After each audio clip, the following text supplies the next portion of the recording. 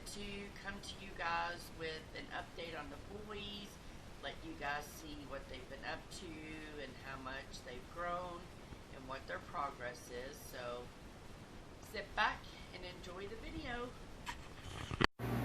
Hello guys, so we are coming to you, Matt and myself. Hello. We are coming to you doing a voiceover. As you can see, this video is slightly different than our normal video. This is the first time we actually used our GoPro, so not messing with it before and, you know, kind of seeing what to do with it. We didn't realize that we didn't have the volume turned up the way it needed to be, so everything that we were saying in the video is really low and you just can't hear it. Plus, the video is so long that we wanted to speed things up, which would have made us sound like a mouse. And I know we've already had, excuse me, a couple people say that when we talk like that, they can't understand us. So, as you can see in the video, Matt was getting the boys' food ready. The boys is. This is Matt's little boy. His name is Fievel. He is always the first one that comes out to greet us. So, in this video, we are going to answer, I guess, like, top questions that people have asked us since we've had these little guys. Let's see here. If you look on here in the video, there's Matt. That's Fievel coming out. Always so friendly, ready to come out. First one, give me my food, I'm ready. And that is Mr. Nibbles, as he hands him over to me. That is my little guy. And as you can see, that is a banana chip. Right now, our treats that we're getting them when we get them out are banana crisp. We were doing pineapple and papaya little cubes. They really like those, and we get those from Exotic Nutrition, which I'll get into that a little bit later in the video. So, I guess let's get into it. We've got 10 of the top questions that people have asked us. So, I'm going to have Matt ask us the questions, and I guess I will do the answering. Alright, number one. What do they eat? Okay, so sugar gliders in the wild and in captivity eat a variety of things. Currently, our babies are on a pellet. It's like a complete pellet mixture. In that mixture, we have added grub worms, crickets. What's the other little insect? Mealworms. Mealworms. I have actually added calcium powder to that. We've got it mixed up and it is ready to go. Our little guys also are eating plain yogurt along with raspberries and blueberries. For vegetables, we are giving them peas and carrots. They love that. As that video just showed, the candle warmer, that is part of our question, so we'll get back to that too. But they eat peas and carrots. That's about it right now, right? That we're giving them. Yeah. When we get them out like this, like I said, Exotic Nutrition is where we get a lot of our stuff. And I just recently discovered that Amazon also sells quite a bit of stuff too. So I'm really impressed with that. So, I'm probably going to most likely get a lot of their stuff off of Amazon now, just because it is a lot cheaper. But the boys really love these freeze-dried pineapple cubes and papaya cubes. Now, I'm currently out on those right now, which is why we have switched over to the banana chips. They like them. They are eating them, but it is not their favorite. You can definitely tell when we have the pineapples and the papaya. I did try to get some papaya and pineapple from the grocery store, and it was nowhere near what, you know, our first Exotic Nutrition little cubes were. So they're not really fond of those. So that's about what we're feeding them. That's their diet. Next question. Number two, are they good pets for kids? Are they good pets for kids? My answer personally is going to be no. Now, if you have older children, I would say yes. I think they would do better with older children.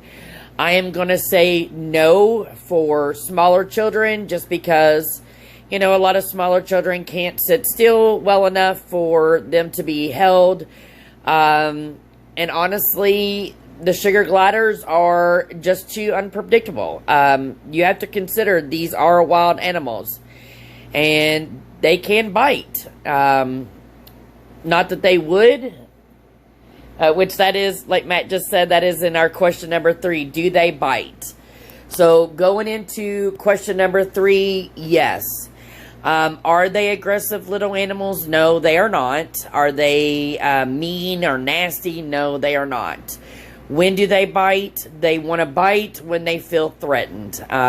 Definitely when they feel threatened, they will crab, which is a warning. It's a really loud sound. It's, you know, hey, get back. They'll spread their little arms out. You know, they kind of look like little bears standing up, you know, get away from me. But they will snap. They'll hiss and they'll snap. But that's their only, you know, mechanism for fighting off, you know, anybody that's trying to harm them. So typically, no, they are not aggressive. But, you know, yes, they can if they are frightened. So no, I would not recommend any small children. Number 4, are they tame? Sugar gliders are not tame. Now, if you get a sugar glider from a reputable breeder who actually handles them and messes with them, which we did, the lady that we got ours from was very, very good with ours. She handled them quite a bit when they were little babies. So she's got them used to being handled. So we kind of had a little benefit or a leg up on that, I guess you would say. But no, sugar gliders are not tame. And even with ours being used to being handled, we still have to handle them on an everyday basis. On days that we do not get them out because something's come up and we're just tired or we've had other things going on and we've not actually had a chance to get them out, the next day that we do go in there to get them, they are what? Rambunctious? Rambunctious, crazy. They don't want to be held. It's like holding a toddler during a, what are 2-year-olds? The 2-year-old. Terrible twos. Terrible twos. I mean, they're very rambunctious and, you know, you have to work with them daily. Question number 5. Can they be potty trained? Sugar gliders cannot be potty trained. I don't know of anyone that has been ever able to potty train a sugar glider. If you see any videos on the internet, before we got these little guys, I did a lot of research. I watched a lot of videos. I read up a lot on them. As you can see, Matt was just showing you what their flap skin looks like for when they glide. Anyway, I watched a lot of videos. There was one guy that said a sugar glider will not urinate or have a bowel movement where they sleep or where they eat or, you know, on you, that they'll actually back their little butts off of you and they're so cleanly. And right there you can see it in Matt's hand in the video. That was a turd. I mean, it's nature. When they've got to go, they've got to go. We have had these little guys for approximately 3 months now, and we get pooped on every day. Every day that we get them out, we will be pooped on every single day. And Matt has been urinated on twice now. So the urinating isn't so bad, but the poop is. You know, they gotta go, they gotta go. So yes, no, you cannot potty train them. Question number 6. Do they smell? Do they smell? Okay, so them by themselves, on my hand right now, right there, no. They do not carry a scent. In their cage, yes. Their cage smells like ammonia, like urine. They will mark it. The more you clean it to try to get that smell out, the more they will mark. If you can see right here in the video, keep a thought of what I'm doing right now with my hand showing you guys. I'll tell you why here in just a few minutes. I clean our little guy's cage out probably about once a week. And even at once a week, when I put everything back in, which is, like all of their little hammocks and their bridges, it's clean. We've washed it. It's clean. It's been sterilized. The first thing that they want to do is mark all over it. So, do they personally smell? No. Does their enclosure smell? Yes. Yes, it does. Question number 7 or 8? 7. 7. What is their fur like? All right, this one has been a really hard one for us to describe, because if you don't know what like a mink fur coat would feel like, or like a chinchilla. Imagine something that is like silky, satiny, real, just the softest thing that you've ever felt in your entire life. That's what their fur feels like. Number 8. How big do they get? Okay. The average sugar glider will get about 6 inches in length, and they'll weigh about 4 to 5 ounces when they're full grown. Can you buy just one, or do they come in pairs? You can buy just one. However, if you read anything up on them, or you actually talk to a reputable breeder, they will let you know that if you are going to purchase one, you must put the time in. These guys are social little creatures. They want to be around somebody. They want to be social with somebody.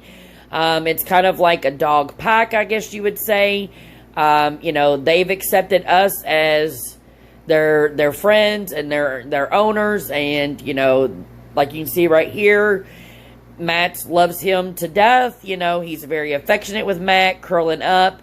They've accepted us. So, unless you are going to put in the time and make sure that that baby is one-on-one and you spend a lot of quality time with it, I recommend that you get 2.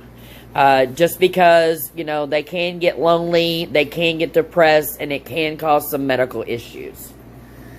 And finally, number 10. How long do they live? All right. This is one I will tell everyone. If you are going to get a sugar glider, please make sure that you plan on having one as a lifetime pet. These guys at full age can live 10 to 12 years. So this is not an actual rodent that's going to live like a hamster or a mouse 2 to 3 years, maybe 4 or 5 at the most. You are looking at a decade-long animal. So please consider what you're doing when you do get them. Do we enjoy our boys? Yes, we do. Very much so. And we love going in there nightly and messing with them, At first, we were very unsure of what we were doing and how to deal with them. And now that we've messed with them and we are doing our bonding with them every night, our goal is to eventually be able to get the boys out, stick them in our pocket, and do our daily things as we would go about with the boys sleeping in our pocket. Are we there yet? No, by any means we're not. And like I said, we've had the boys for 3 months now, and we are nowhere, even remotely close to being at that level.